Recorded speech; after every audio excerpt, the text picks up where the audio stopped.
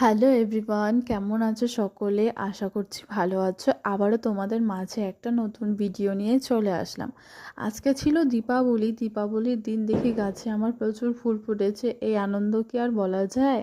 তারপরে কি অনেকগুলো নাড়ু বানিয়ে নিয়েছিলাম। ওই নাড়ুগুলো হচ্ছে মায়ের ভোগের জন্য নেওয়া হবে, তার জন্য নাড়ুগুলো আলাদা আলাদা করে রাখা হয়েছে, নাহলে পরে ভেঙে যাবে।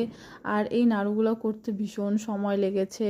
আর এদিকে বর চলে এসছে পূজা করে, দুপুরে পূজা করে চলে এসছে, আবার রাত্রে পূজা করতে যাবে। বরের সঙ্গে কথা বলে আমিও মন্দিরে চলে এসেছি। মন্দিরে আমারও তো পূজা দিতে হবে, তাই না? পূজা না দিলে কি আর হবে?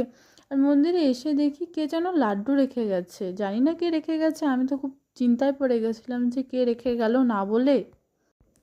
তারপর দেখলাম যে লাড্ডুর ভেতরে নাম লেখা আছে। তারপর বুঝতে পারলাম যে হ্যাঁ, কেউ একজন রেখে গেছে। তারপর মন্দিরে পুজো টুজো দিয়ে নিয়ে প্রচুর প্রদীপও ধরিয়ে দিয়েছি। কে আমার মতন প্রত্যেকটা দীপাবলিতে একাই থাকো? একা থাকার কারণ হচ্ছে, এখনও বলছি, কেন আমি দীপাবলিতে একা থাকি, কেন আমার আনন্দ হয় না?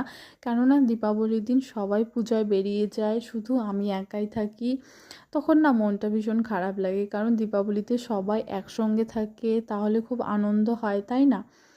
আর এই দিকে হচ্ছে আমার মনের দুঃখ।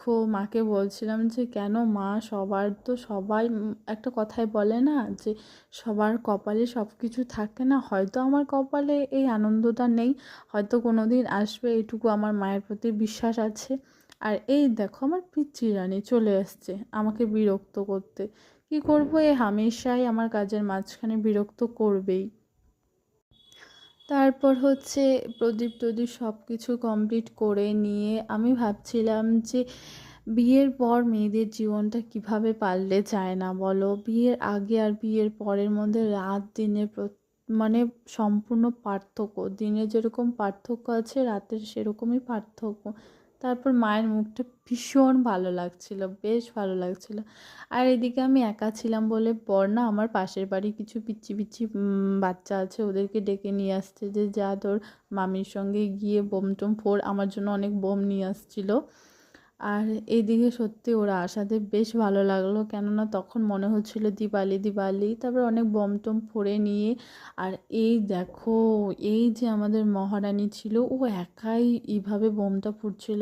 আমার তো ভীষণ ভয় লাগছে, আমি কি বলবো, আমি বোম টোম দেখে ভীষণ ভয় পাই।